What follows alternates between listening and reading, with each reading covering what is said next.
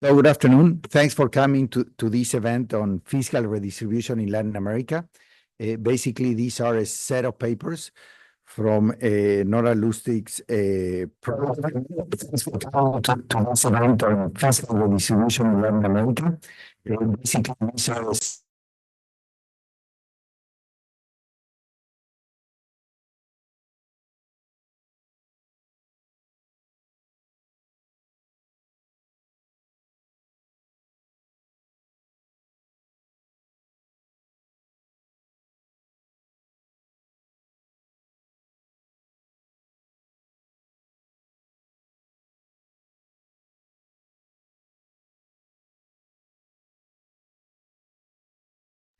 in Latin America and the rest of the world. So basically, they look country by country, and they ask the question through taxes and through government expenditure, do governments improve income distribution, and by how much?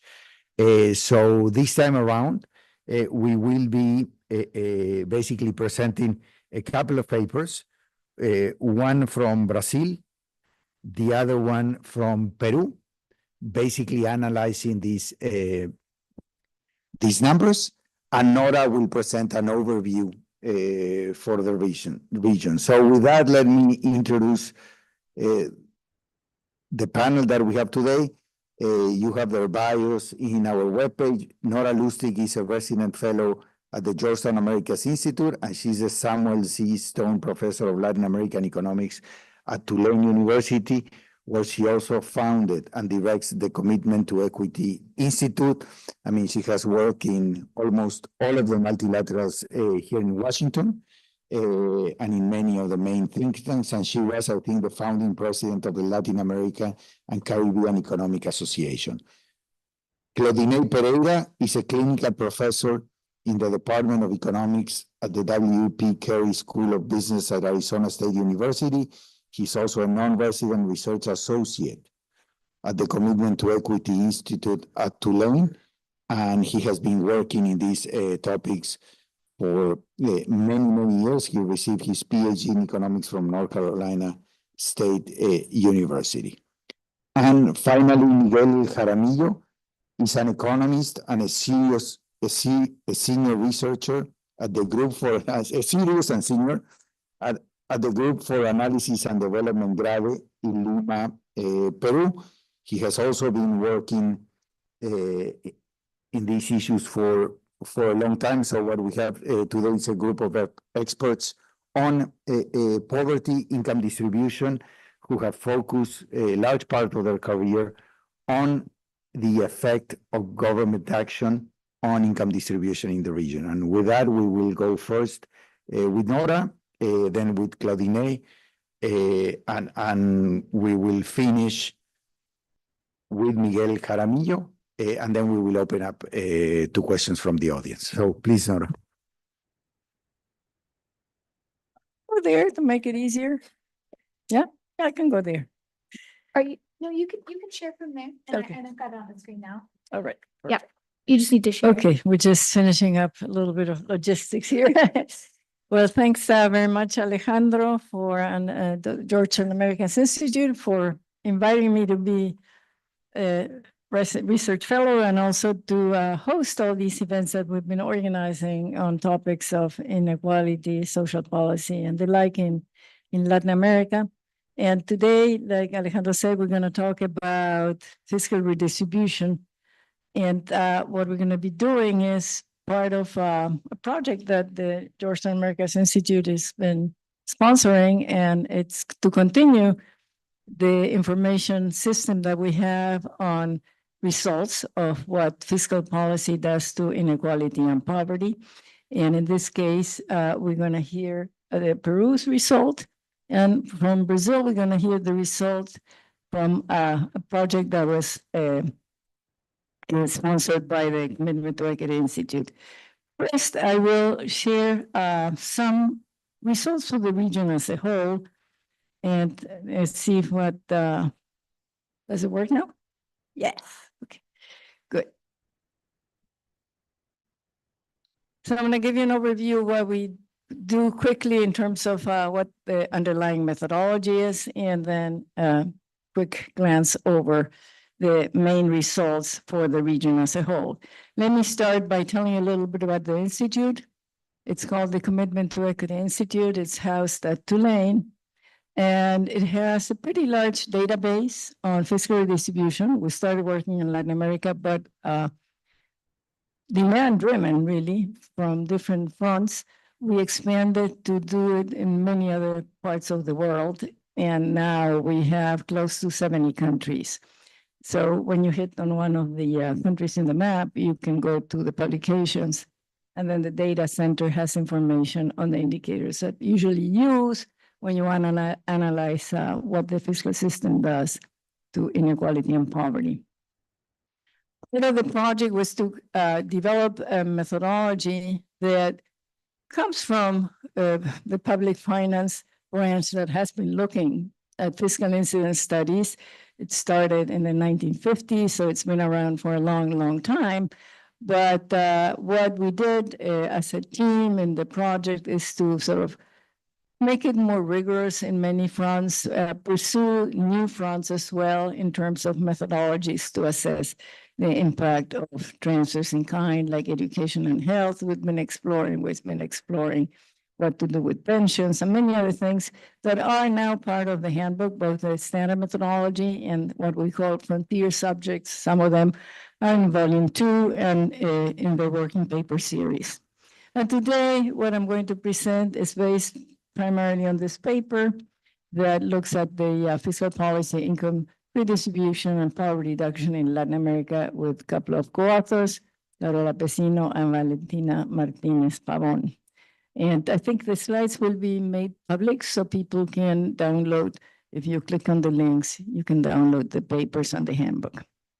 So basically, let me just tell you what the methodology is about. I'm not going to go into the intricacies, but essentially what you want to do is construct income concepts. That's the cornerstone of fiscal incidence analysis. You start with a definition of what you consider to be the incomes that people have before state intervention through taxes and transfers. The state does many other things that can affect what income people and wealth people receive. But mainly through taxes and transfers, you define the income concept before the state, so to speak. And then you construct different income concepts that are based on the main instrument that the state has in terms of fiscal policy, which are mainly taxes and transfers. Transfers can be in cash or in kind. Taxes can be direct or indirect. And you essentially build this using a very straightforward way of adding and subtracting. You allocate the burden of taxes, and those are subtracted. You allocate the benefits obtained from transfers, and those are added. And the income concepts are important. Why? Because you want to know what happens when you start from here to here and in between in terms of redistribution and poverty reduction. In general, when you most of the studies that are available out there in terms of fiscal incidence, usually they get to this point, meaning that they analyze direct transfers and direct taxes, like personal income tax. Direct transfers are the typical cash transfers, conditional or not, non-contributory pensions, those are the types. And what we try to do is go further and include also the impact on people's income after they have money in their pocket, which is disposable income.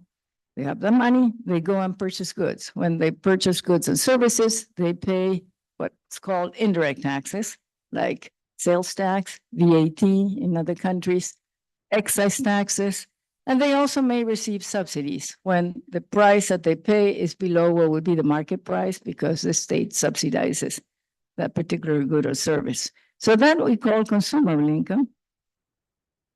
And this is important for reasons that you'll see in a moment. And then you also you impute the value of government spending, particularly on education and health.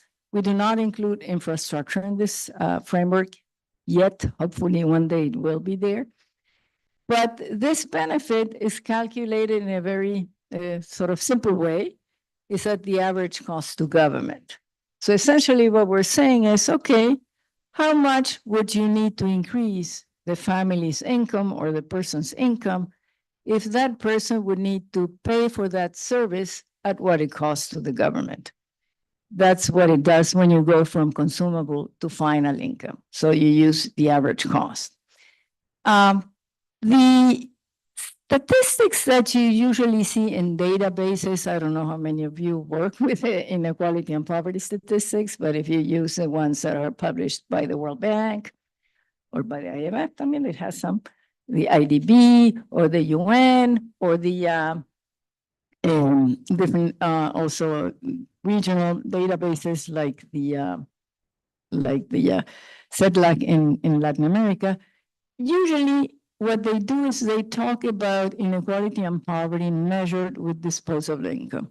I mean, that's what they would like to. I say usually because sometimes the data that comes in the surveys, people don't know if what was reported was net or not of taxes, so they have to make some assumptions. But the concept that you see is disposable income. So it's not capturing the effect of indirect taxes and indirect subsidies. And for fiscal redistribution, especially for poverty, it's very important to do that. Okay, so now let's look at the results. What we have here is the first couple of graphs show the structure of revenues as a share of GDP, gross domestic product, for all Latin American countries. By the way, we're probably the only initiative that has calculated this for the entire set of Latin American countries. Then the average for Latin America to the right. And then next to it, I have the average in our sample of non-Latin American countries that are also upper middle income countries. I'm not including African countries here, for example, because they're much poorer than the region. Then we have results for Spain and the US, which are also in our database. And the first thing that you can see is that Latin America is very heterogeneous. There's no way to describe the region as an entity that has some characteristics in common beyond speaking Spanish and Portuguese. That the rest of the things that you look at in Latin America, usually you're going to see a lot of heterogeneity. So this is reflected here because you have countries that revenue is very small, like Dominican Republic and Colombia, and Guatemala, which are the left extreme, and then the very big states that are in the right side of the graph, which are Brazil and Argentina. But the data here is from the 2010s. So it's not that Argentina today looks like this. I have no clue what Argentina looks today, but it's probably very different because of all the policies that are being implemented or trying to be implemented by the new government, which rightfully, maybe not in the right way, but rightfully wants to bring down the size of taxes in Argentina, which is an outlier. And as you can see, the average, I mean, there's some that are above the average, some below the average, but the average revenue collection is somewhat below what the non-lag are, but the differences are not striking.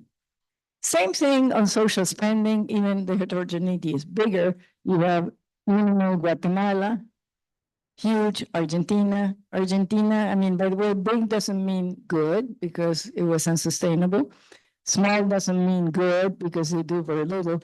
So here I'm not attaching any, if you want, normative value to the size. I'm just describing the fact that you have these very different patterns in terms of the structure of revenues and spending in Latin America. Okay, so what happens to redistribution has to do with the size of the pie that you redistribute and how progressive that pie is.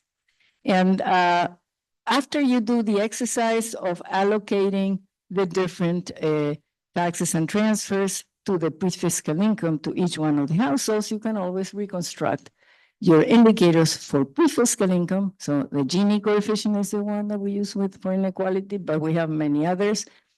For pre-fiscal, which was the one that I showed you in the graph earlier, and then for disposable income, for consumable income, and for final income.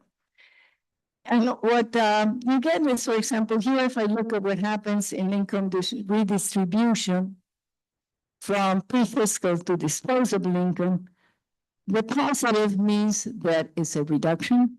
We put it because I mean, I've tried many different ways of presenting this, but just remember, positive here is good. It means that inequality is falling. And again, as you can see, there is quite a bit of heterogeneity, and it is related to the amount the country spend, but not only, because it's not only the size, but also the progressivity of the system.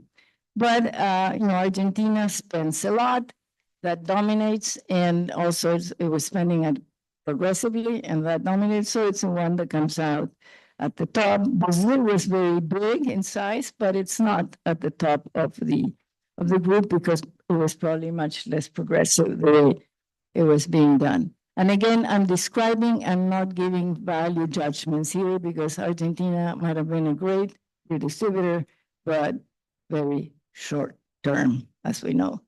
It ended up in huge it ends up in huge recurring crises trying to do that. When you compare with the rest of countries and the world, so I don't have time to go here into the difference. We can do it in the questions and answers, but there are two different ways in which you can treat pensions. And in one case, the redistributive effect is smaller, which is the ones with stripes in black. And in the other one, assumption is bigger. Focus on the one that's in black. Then I can justify it during the Q&A if you want. As you can see, Latin America redistributes around 4.4 Gini points, more or less on average, which is here. Oops, let me put the, and it's a little smaller than what the other non-LAC, upper middle income countries do. The fact that you have something bigger in the non-LAC is primarily driven by the likes of Russia, because countries that used to be formerly socialist tend to have a more redistributive state still. And it is smaller than in the US and the EU, but the differences are important, but not dramatic. So Latin America is doing not so bad. It could do better, but it's not awful. It could do better, especially because it's an unequal region, and we'll see that later, why I say this.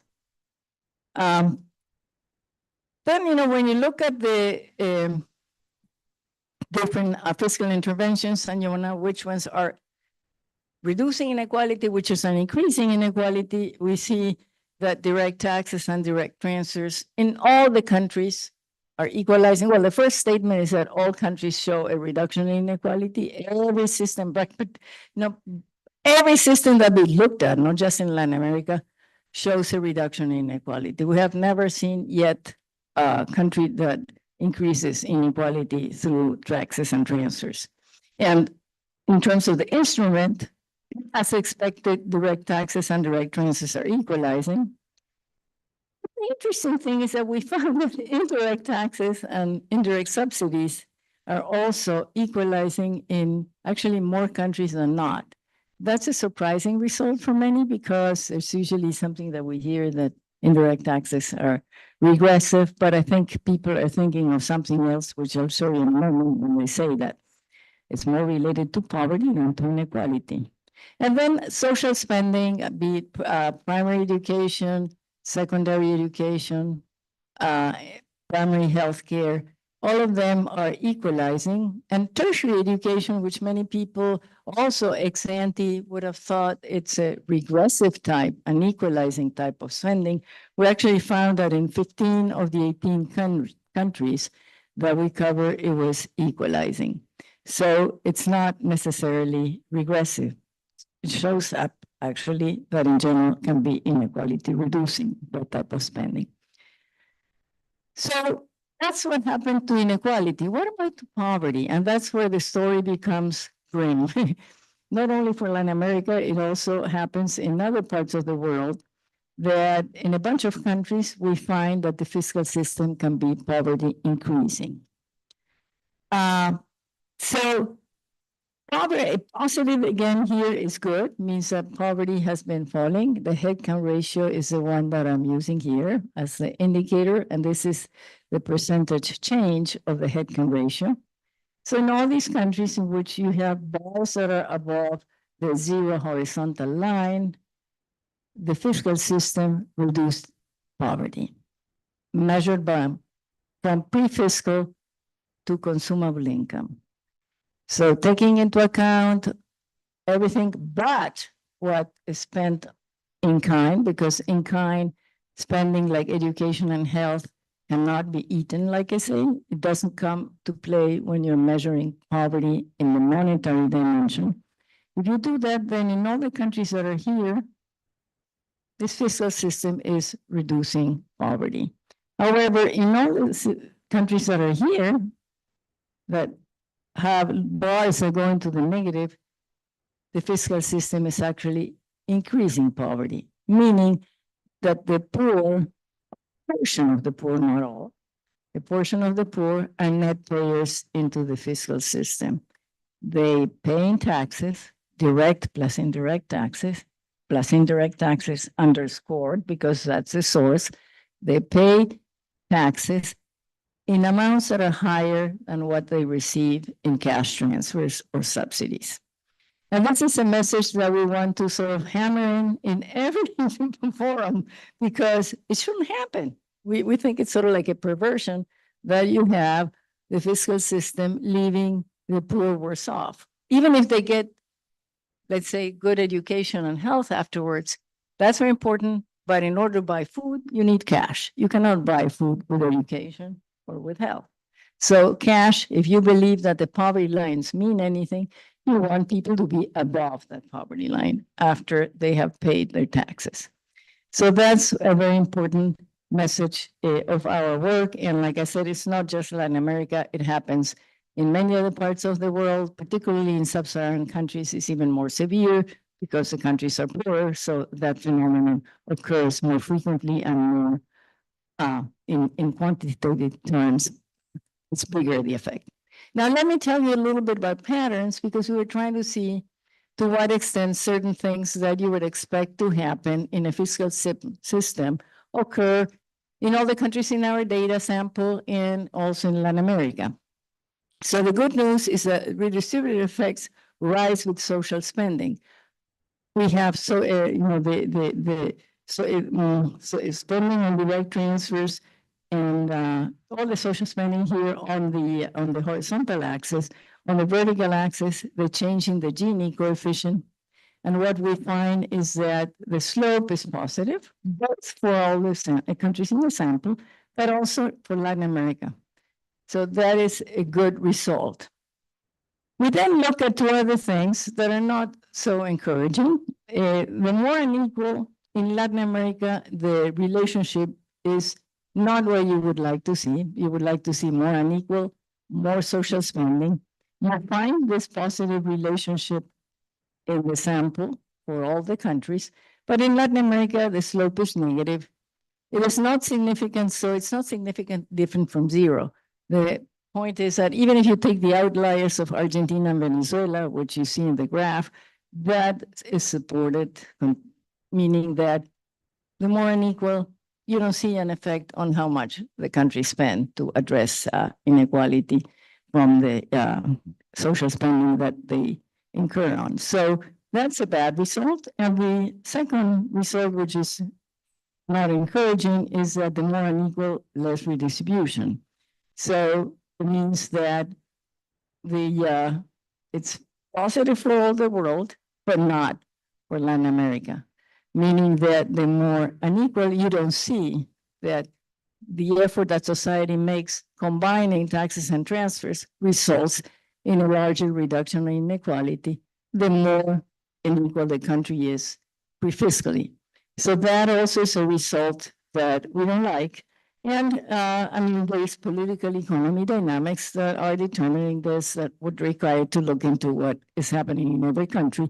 But you can think of the Guatemalas and the Honduras, which are extremely unequal and do very little in terms of redistribution. And other countries on the other extreme, like Argentina, Uruguay, which were pretty equal in the context of Latin America, which do quite a bit.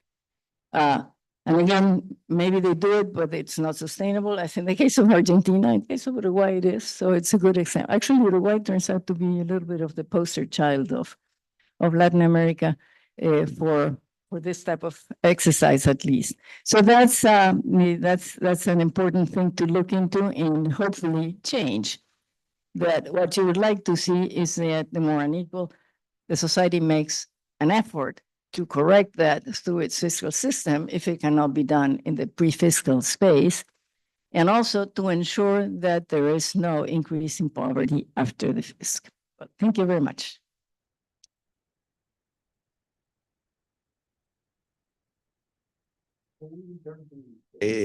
Listen to the case of Peru with Miguel Jaramillo. So you have the presentation up there, or you're gonna? No, I'm gonna tell a story. Okay, no presentation. No, perfect.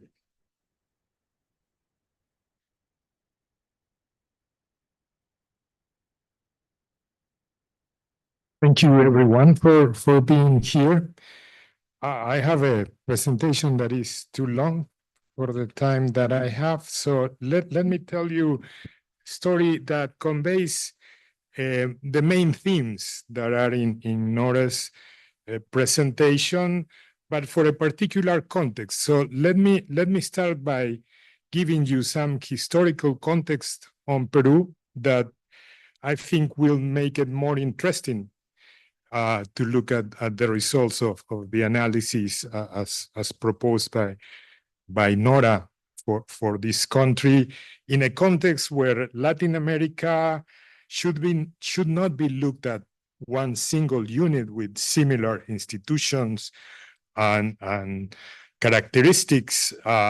It is not so, as Nora has tried to show. It's very heterogeneous. Peru is a small country in Latin America, and let me start this historical short story. In 1990, Peru was a very poor country. Rates of poverty exceeded 50% of the population. There was a very small state, but not because it was intentional to have a small state. Peru collected about 5% of GDP, which is low even for African countries these days. But this was done through essentially a process where the state went bankrupt. In 1990, Peru produced blenders, produced refrigerators, cars. The state owned a lot of firms that produce things that typically are done by the private sector. Not in the case of Peru, and mismanagement of the macro policies have conducted to this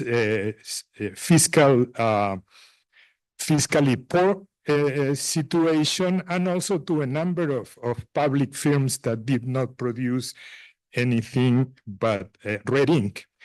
And so in that context came a process of sterilization. You've probably heard a bit about that. And through that, inflation was more than 1,000% a year. And so the main policy target was to lower inflation, and that we managed through the first half of the 1900s.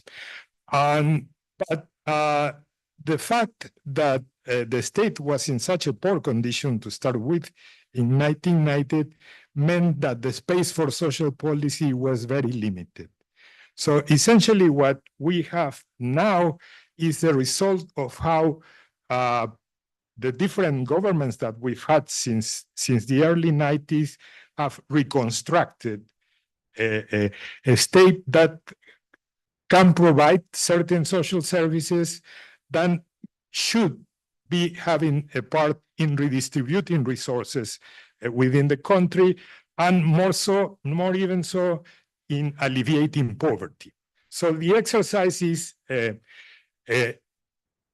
test on how well does Peru deal with these tasks, or how well does the Peruvian state deal with these tasks. So let me give you a few numbers on this and compare them with the Latin American average, and to see where we stand. As far as revenue, Peru collects about 22% of the GDP, which is about average in Latin America, possibly a bit above average, not very much above average of Latin America. Of this, half of this revenue, or a bit more than half of this revenue, comes from indirect taxes, which are taxes that are levied on consumption. Direct taxes are what people file at the end of the year or whenever, and take a portion of their wages and capital gains and whatever else they have been able to earn in monetary terms. Indirect taxes are levies on consumption.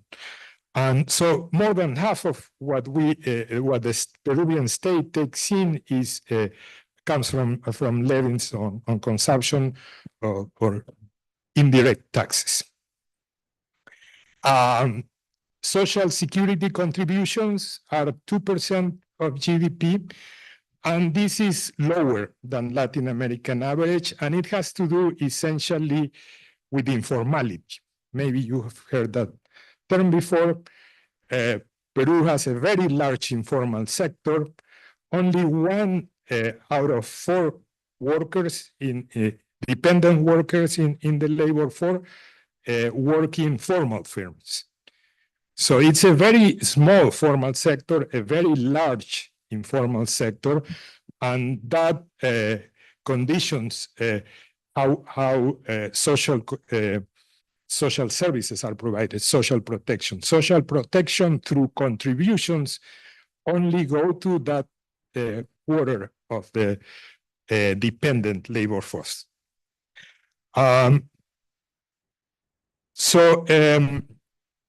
That's what we have as far as structure in the country. What does the state do? As far as poverty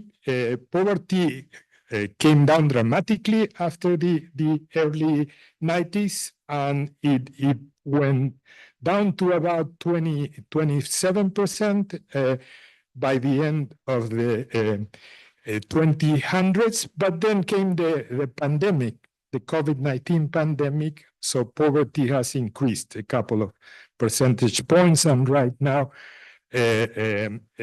more than a couple of percentage points, and now it stands at around 31%. That's the rate of poverty in Peru. And as far as distribution of income, Peru that is not among the more unequal countries in Latin America. In fact, it's among the less unequal countries in Latin America. It has a Gini of 0.46, and it compares with countries like Argentina with more than 0.5, and Brazil, which is closer to 0.6. And this is, of course, considering market incomes before state intervention. Okay? And so what happens when the state intervenes through all these fiscal instrument, taxes, transfer that Nora has detailed for us? We have that overall, Peru has a progressive fiscal system. In fact, it collects more taxes on the rich than on the poor. It doesn't collect as many taxes on the poor. Particularly, direct taxes are very progressive. Regrettably, only a very small portion of the population pay direct taxes. So their impact is rather low, but it's very progressive, the direct taxes. In contrast, when you look at indirect taxes, which are paid for most of the population, they are rather regressive. This is somewhat diminished. This regressiveness is somewhat diminished because of the informal sector. Because in the informal sector, they do not pay indirect taxes. They do not pay direct taxes either. So, and most of, in fact, all of the Peruvian poor that are in the labor force work in the informal sector. So the informal sector has this sort of dual role. On the one hand, it limits what the state can do as far as reducing poverty, as far as alleviating inequality, but it has this other side that that's where people get their employment. That's how they earn their money, and essentially it's a sector that lives outside of the tax laws. When you look at how much does the state do, that is, we go from the market income to the disposable income. Once you reduce direct taxes and transfers, the Peruvian state reduces from 0.46 to 0.45. So it's a bit more than 0.1 point of Gini coefficient, which the Peruvian state achieves. And as far as poverty, we go from 31% to 30.5% once you move from market incomes to disposable incomes. So it's very little, really. And once you add indirect taxes, which is essentially a value-added tax at the rate of 18%, what you have is, instead of reducing inequality slightly increases by half a point. And in the case of poverty, poverty increases but about 1.5 percentage points once you include indirect taxes, even considering that in Peru, foodstuffs are not taxed at all.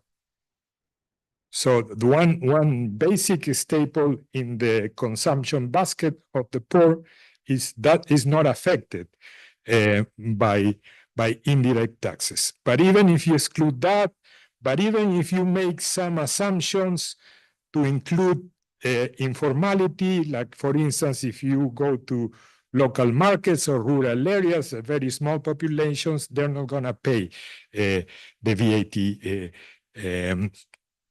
Even when you consider that, still, what you have at the end of the day is that all those things considered, the Gini has increased a little bit, and poverty has also increased a little bit.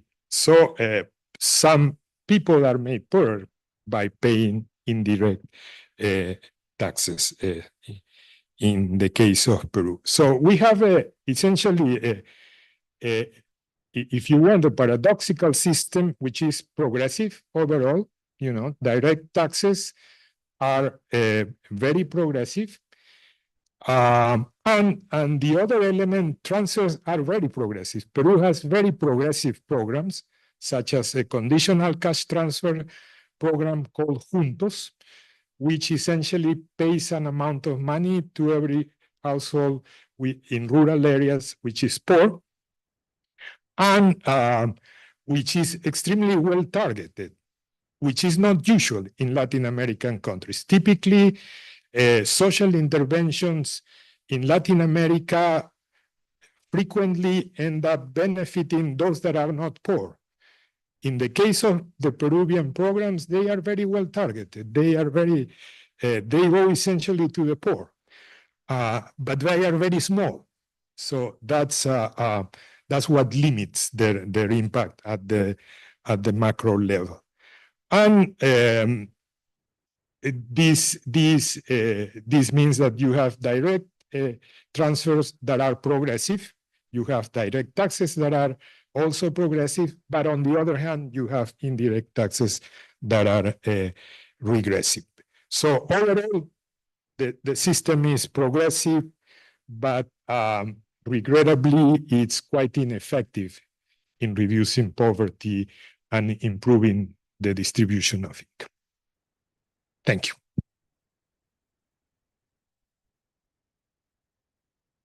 Let's finish the presentations with Claudine Pereira to talk about the case of Brazil.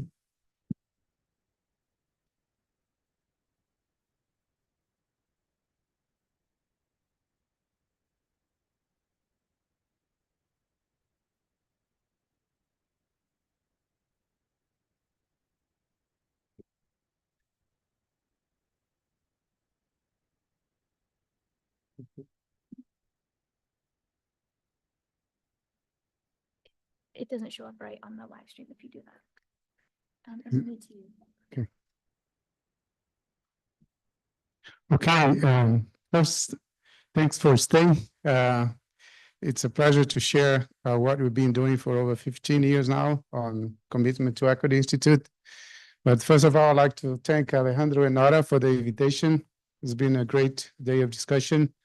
And also because I was away 2 days from Phoenix, Arizona, with 110 degrees today. I really enjoyed the green and the rain. Actually, I welcome the rain all the way here. So what I want to do with you, I think it's given that Nora already gave this introduction about what is the methodology, it's maybe that's hopeful that inspire a new generation of experts in front of me that you take these questions that we try to answer further. So in particular, a lot of what you hear on public spending is the question, if you have $1 million to spend, how do I go about it? But that is half of the question, because in order to get 1 million, I need to collect 1 million. So taxes come in. So what we do here, and was explained by Nora, is to really understand how the fiscal system along those definitions of income would affect inequality and poverty. So at the end, it's very simple, easy to explain. The work here, and those that been doing academic work, we have maybe a year and a half of data collection to get one graph. And that's exactly what we are going to do here in a few minutes. But this is joint work with some colleagues from Brazil. So Victor, Brady, Graciela Gads, and Fabio, they are from the Fluminense Federal University in Rio. And they've been working with me since 2019, right before COVID.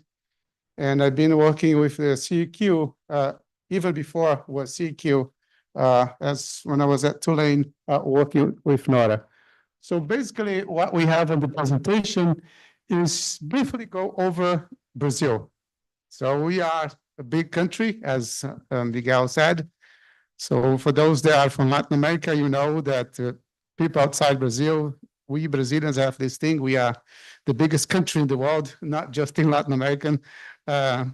It's a very large country, and that's why this is an innovation from these new results.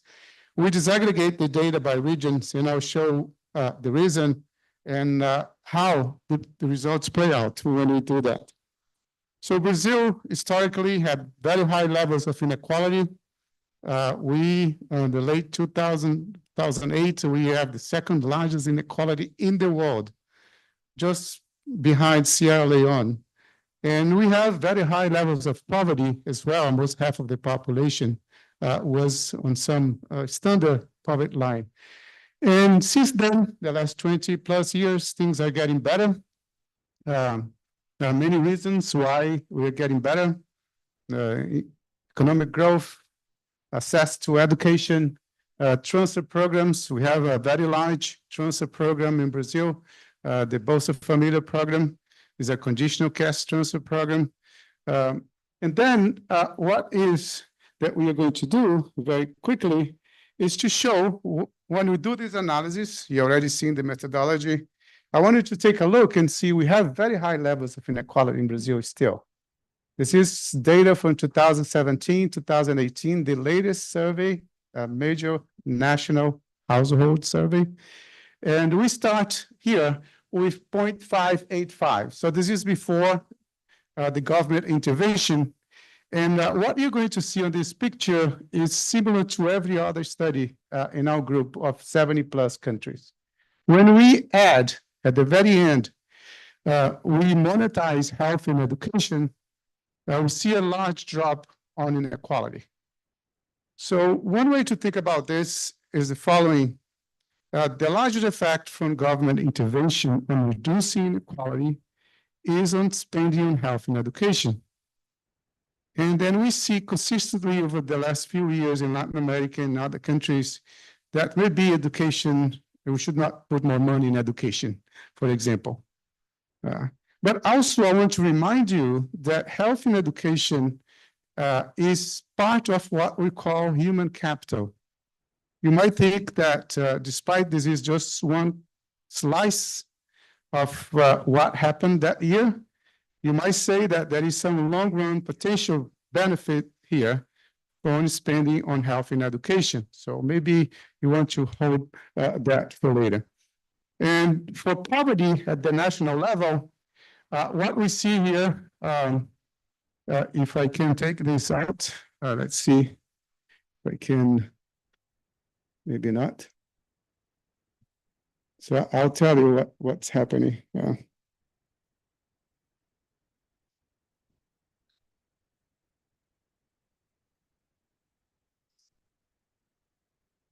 Go back to the previous slide for me, please. Yeah. So here we have the data for poverty. And then I have three poverty lines. The green line, it's 1.9, it's called ultra poverty. And then 5.5, it's what it's recommended by the World Bank as a poverty line for a middle income country as Brazil. So what you see here, and the main takeaway from this picture, is that as you move from market income to consumable income, what do you see? What you see is the following, just keep it in green. Poverty is reducing, or maybe not, is reducing, or maybe not at the end. So what is happening when you move to a higher poverty line? Let's get 5.5, 30.9% on the survey, and then it's reduced when you consider direct taxes. But when account for all the interventions, cash transfer programs, indirect taxes, what you see on the last three parts of this picture is that poverty is actually increasing. So this is a very uncomfortable result for the political economy, because during this time in Brazil, our governments, left and right, they are praising their programs that stop here as reducing poverty, but was not the end of the story, because our indirect taxes that account for almost half of the tax revenue is being highly regressive. We become net payers of the tax system. So the very poor, they pay more on taxes that they receive. Those that are on the very bottom might get a lift, but the integral is not sufficient for the population to reduce poverty at the end of the day. So this is important because this is the first important result you got on the start days in 2009, 2010. And since then, we tried to push for reforms in Brazil that would somehow mitigate the effects of the regressivity of our indirect taxes. And I'll get to that in a minute. So let's just summarize quickly and give you additional numbers on the national level. I think the most important one is this paper by Barr, when he showed that in 2021, This decile in Brazil pays about 45% of their income on indirect taxes. So it's a brutal amount. And then the rich pays about 13%. We all know that consumption taxes are regressive, but how much? And how this is affecting poverty in Brazil? I think that is the main takeaway from this. The second part of the study, I have both papers available if you want to take a look on the national analysis and the regional analysis.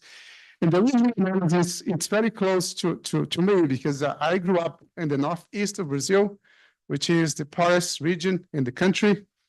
And we always have this idea that if you want to succeed, you have to go to São Paulo, to Rio, to Belo Horizonte. And I just did that. I went to school in Minas Gerais, and then I went to Brasília, the capital city.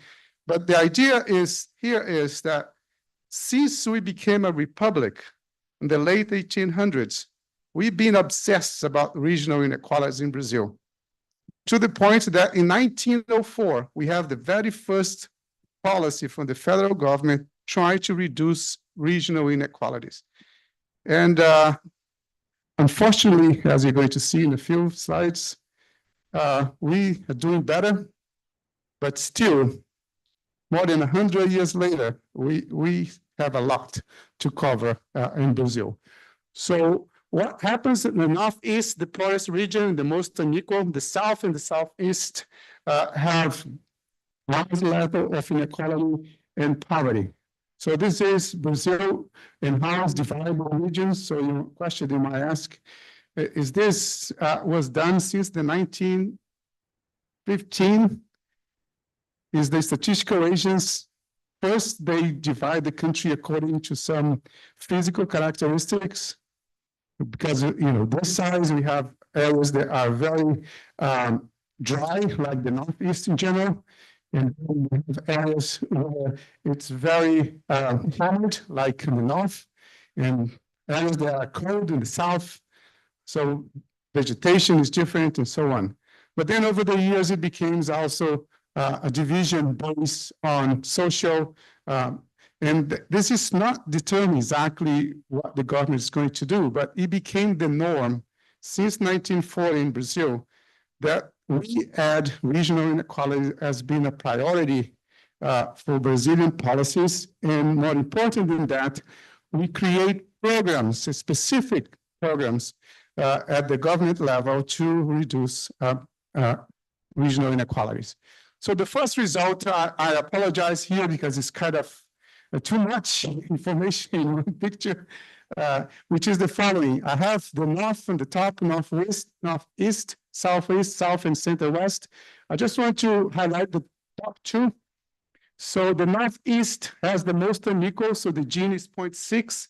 If you still remember the previous slide a few minutes ago, Brazil's inequality Gini coefficient at the national level was 0.585. So in the northeast, we have something above average, and the north is the second most unequal.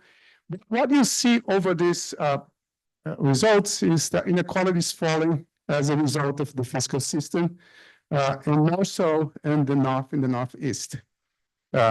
So this is important for the discussion that you might have. We have 2 minutes to finish. Is that the reduction on inequality is higher in the north and the northeast. But then I asked you early, if I have $1 million, how do I go about? I have to collect the $1 million. I'm collecting the $1 million for the entire country and redistributing to reduce regional inequalities. So is that a potential problem? So the south of Brazil, more than once, the state of Rio Grande do Sul tried to get independent from Brazil. In the last political cycle with the polarization that's happening also in Brazil, we have a lot of discussion on people from the south, again, saying that the resources are being shifted to the north and the northeast. And that is part of what we want to discuss. And I'm going to jump the discussion that I want to have with you, which is this: what's next? We have two options here for Brazil.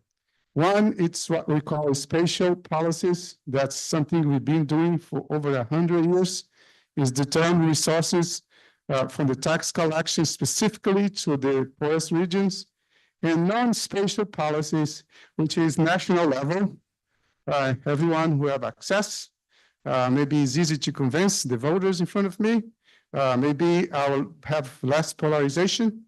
But still, when you think about government spending, that's Miguel early about Peru and Argentina with NORA, is that sustainability of these government spending programs. And then I can, since Miguel gave you a little bit of the history of Peru and how we got there here. In Brazil, before the transition from the dictatorship to elected government in 1990, our tax revenue was around 20%. And then since then, our tax burden has increased to almost 35%. So 20%, it's what is roughly the average in Latin America. So we pay taxes as OECD countries. And what you see on the amount of spending, not to show that we spend a lot, second largest spender in social policies, but we don't get as much. So there are a lot of inefficiencies along the way. So as an economist, I think that's why I really like about this work, is to figure out what works, what doesn't, what might be improved. But we still need to think about the second part on the tax reform. So Brazil just passed a major tax reform last year on indirect taxes. It's consolidating state, local, and federal taxes and dual VAT.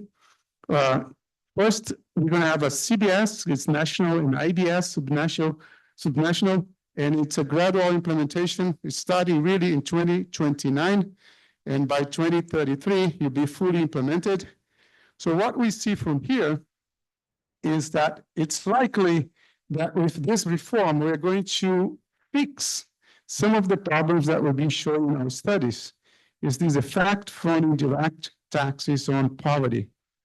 And how Brazil is planning to do that, it's mostly through the cashback program that was approved in this reform. Implementation is going to be difficult, complex, but the cashback is for those that qualify. In particular, in Brazil, we have a national register of all families that are eligible for these transfer programs. So you might already identify the potential individuals that are going to get the cashback. But the second part is how much they are actually paying on taxes. So we need to have access to location. We need to have access to information on how that's going to be. One suggestion is being at the place of purchase, for example. So if you have a card for Bolsa Familia and you qualify for the cashback, you present that and automatically the business will take out whatever you have on cashback and you pay less of indirect tax, so not pay anything. So this is part of the challenge and continue our tradition of reducing regional inequalities. The new tax reform is also adding that there will be billions of reais for regional development. And that's going to be up to 40 billion by 2033, but it's going to start with 8 billion a year. And finally, one piece of the regional development, just to end this discussion, is that in 1988, in the constitutional reform that we had, we passed as part of the constitution that the North, the Northeast, and the Center West, you receive 3% of our income taxes and taxes over manufacturing goods directly to the region. There is no decision to be made by politicians, it's in the constitution. So the Brazilian treasury gets the money when the tax is collected and passed to these regions for development.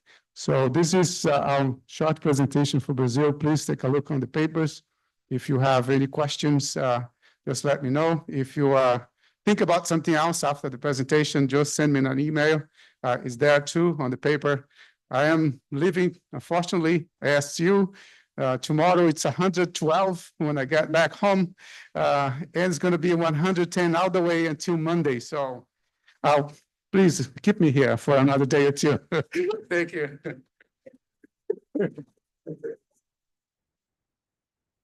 So look, we don't have too much time before we send Claudine back to hell. So let's take advantage of the few minutes that we have to take questions from the audience. So just raise your hand,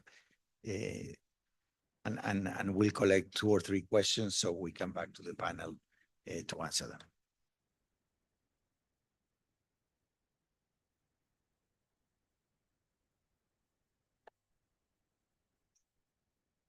Okay. Thank you very much for speaking with us. I appreciated all of your work in this field. My question is to all of you, I think. You mentioned a lot about how domestic institutions and the governments of each of the countries that you spotlighted can do to help redistribution. But what would you say the role is of either foreign governments or multinational corporations? Do you think that there should be outside actors getting involved, or do you think that it should be up to the states alone?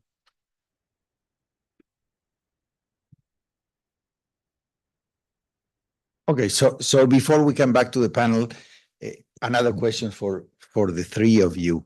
I mean, from the macroeconomic side, we tend to always think and the traditional recommendation from, let's say, more orthodox public finance academics was, on the tax side, look to the most efficient taxes and then redistribute through expenditure. So you achieve them. There was this kind of separation theorem, no? On the tax side, let's try to collect as much as we can without interfering with production, investment, and employment decisions. And then if that generates, if that is regressive, we fix that through expenditure by giving transfers, by pensions, whatever programs we have. And that will allow us to have maximum production and the distribution, and correct the distribution negative effects that might generate. Some of the work that you have done. So what is your reaction to that? How would you manage this trade-off between economic or productive efficiency and income distribution? No? So your question was on how can the rest of the world and multilateral and international institutions can help. And my is a little bit after all this work, I mean, after a lot of work in the last 2 or 3 decades by many academics, how would you start to change the policy recommendation in terms of taxes and expenditure, balancing of those 2 dimensions? So you were last, so we start with you, then Nora.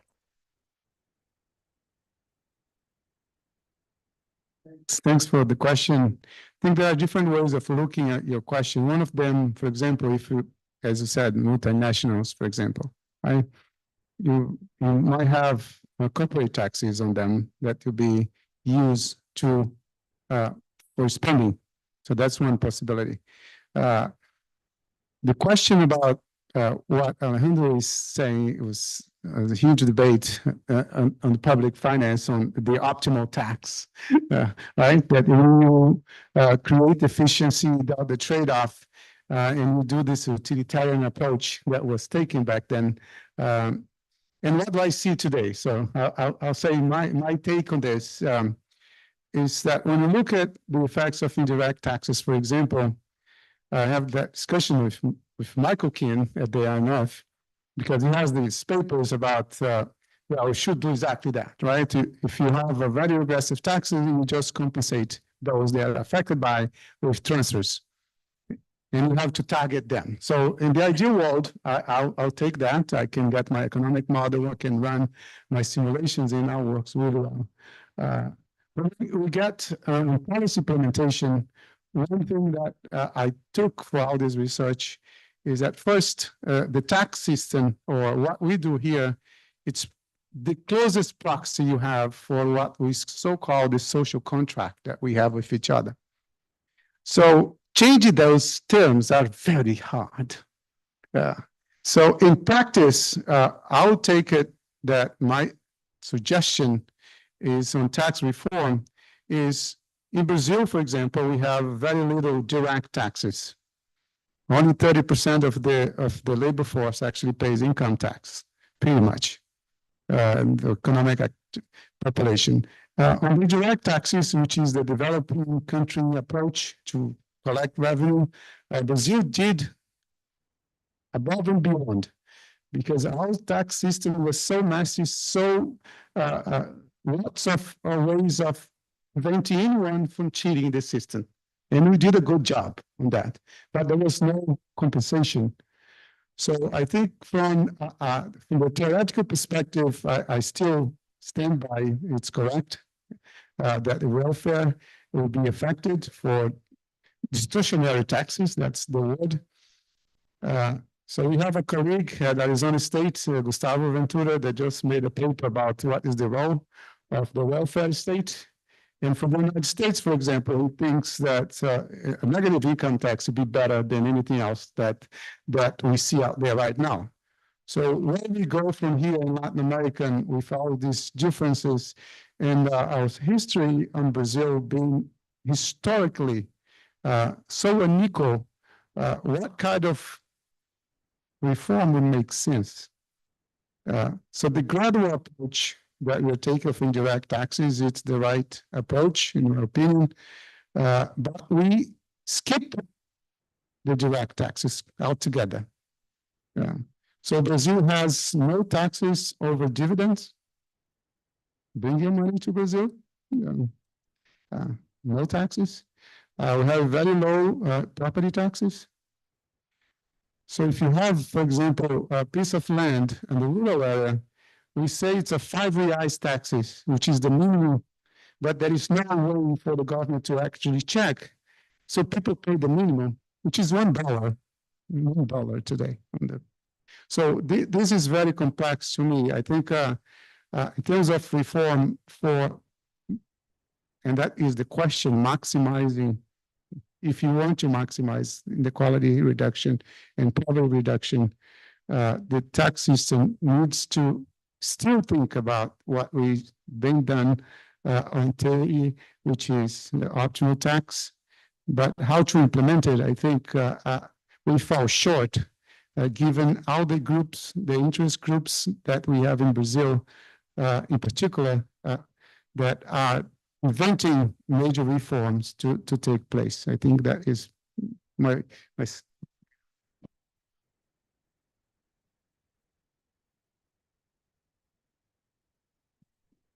I think that the first question is also for you. So you talked about multinational corporations, and what was the other entity? Oh, foreign, yeah, yeah, right. Okay, so let me start with the corporations. I think one of the problems we have, not so much maybe affecting Latin America, but certainly Africa, is the profit shifting of multilateral corporations so that they declare their profits where they are taxed the less, and so you leave less revenue in the countries themselves. And there's been several attempts to try to grapple with that. I don't think you're going to get cooperation from the multinational corporations, but certainly it's something that the international community needs to press ahead. And here's where not a particular single government, but systemically governments have to cooperate in order to implement something that would address the possibility of finding loopholes. And that also affects, tax havens, right? I mean, one big problem we have is tax havens. As long as they exist, it's difficult to actually avoid that a large chunk of what the very, very, very rich have will remain taxed at very low rates. So that requires systemic international cooperation, and that's where foreign governments actually can participate. Now, Concerning your question, Alejandro, I think that broadly speaking, the recommendation still holds. In what sense? I think you do want to try to avoid big inefficiencies in your tax system. And here you have two matters also in efficiency, which be the allocative inefficiency that you can introduce, the distortions you may introduce in behavioral responses. But also the level of taxation can become inefficient because of macroeconomic unsustainability. So I think that has to be very present in designing tax systems. And broadly speaking, I would continue to think that it's probably more important to redistribute through the expenditure side, with perhaps two exceptions. One would be personal income taxes. And I think that personal income taxes could be designed in such a way in Latin America has a long way to go in particular, so that you introduce sufficient progressivity to address the very large inequality you have, particularly due to high top earners. So I don't think you're going to create a lot of disincentives. You may create incentives for tax havens, and that's the problem, but that's a separate thing.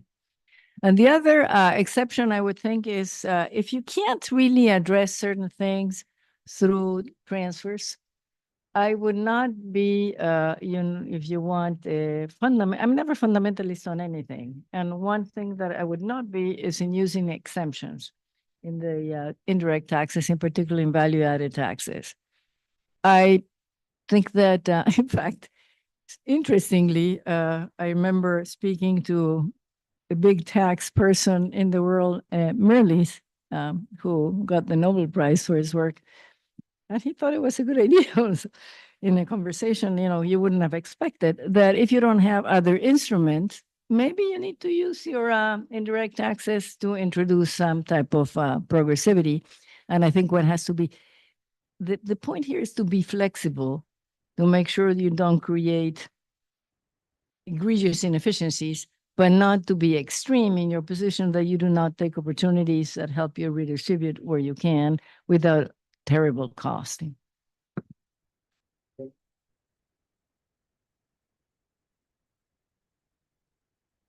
Thanks for the questions.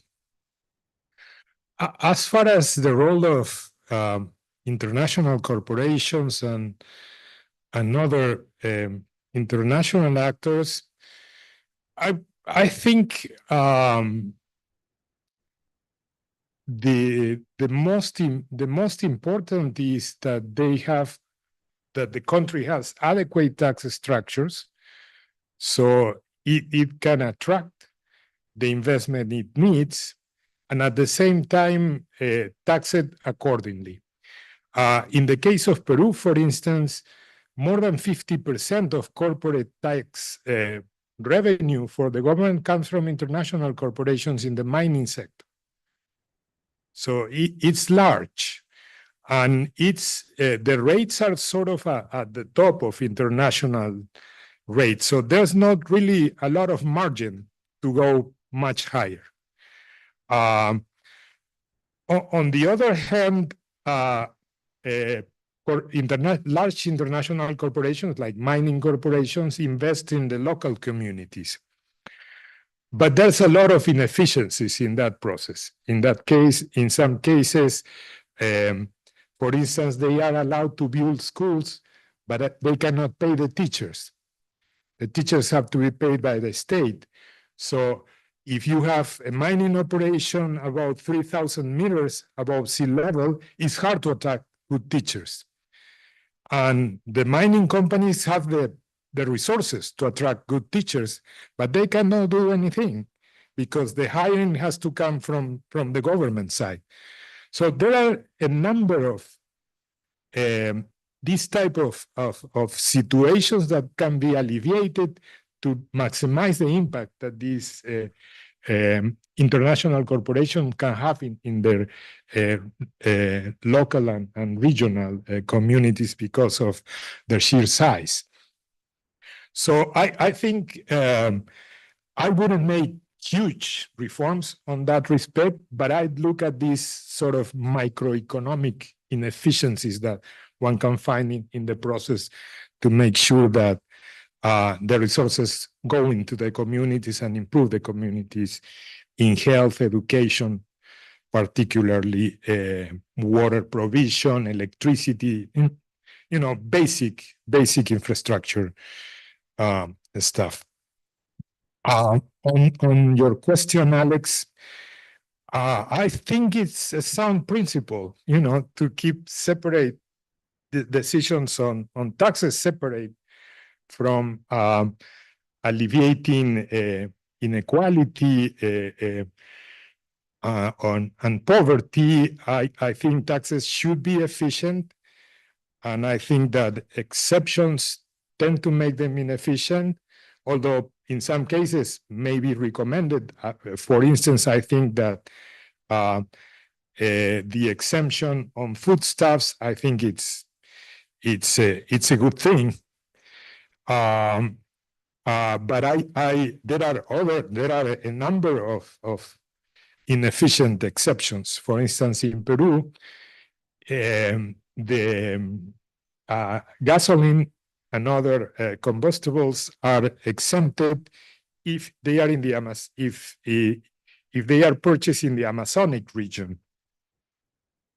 But when you go to the Amazonic region, prices are much higher for gasoline than in regions bordering the Amazon. And as anecdotal evidence says that there's a large carry trade between Amazonic regions and their neighboring areas, moving gasoline in the right direction. So messing up with the tax system is really dangerous. So you need to be sure that you're doing the right thing when you introduce exemptions. So I think the principle stands. Perfect. So let me on my part, just coming back to the what the international community and multinational corporations. I think, some years ago, there was an international agreement on a minimum corporate income tax across the world to avoid the tax shifting that Nora was mentioning. So now that's being implemented. So that's an important part of avoiding, firms shifting profits to low tax jurisdiction and not paying in the countries where they are generating their income. Secondly, I think this issue of let's call it rents in non-renewable resource production is very important. So I think there's still a lot of fine-tuning to be done in the way tax systems collects rents. And by rents, I mean the concept of economic rent is whatever a corporation or a person is getting in return for the effort that you don't need to pay that person or corporation to do the effort. So if I'm willing to do my job here at Georgetown for X, and if Georgetown is paying me 2X, then my rent is X. That means that the government can tax me X and I will still be coming here teaching and do whatever I do. No, so if people in the copper mines in Peru, if they're getting a return that is significantly higher than the return that they're getting in a mine in Chile, then the government of Peru can tax that extra a little bit because that company will not be moving to Chile. Because they're already producing in Chile, they're getting less. So Peru has such a good geological position that it can tax away a little bit of that. And I think when you look at Guyana now with oil, how much are they taxing the firms that are exporting the oil in Guyana? I think it's an interesting question to see if actually the Guyanese society is getting exactly what they need or they should get from that. So that's another issue. And then I think on the multilaterals, really thinking or coming to the same agreement that the experts here are arriving at. Let's keep the principle of separating efficiency and redistribution with some flexibility. Then when you say some flexibility, then okay, what flexibility? How do we measure it? How do we build a new system that presents some flexibility, but it still respects this principle? I think it will be a great contribution to put some guardrails to that flexibility, but allow for that flexibility to actually take place as a first best policy recommendation. That, to me, that's, I mean, some of the things that the international community should be doing, and obviously, as Nora was saying, and hopefully we will do some seminars here, really continue the effort to reduce money laundering, financial crimes, etc., that basically allows firms and individuals to hide income that is actually acquired, I mean, obviously from criminal activities, but also from tax evasion. And if you could be caught through the financial system conducting these activities, that will generate incentives for you to comply with the tax system, and I think that would be pretty good. So with that, let me, we can talk a little bit outside when we finish. I think they need a room. And let me thank you all for coming, and let me thank Claudine, Nora, and Miguel for being here, and also for a great morning of discussing these issues in our workshop. Thank you.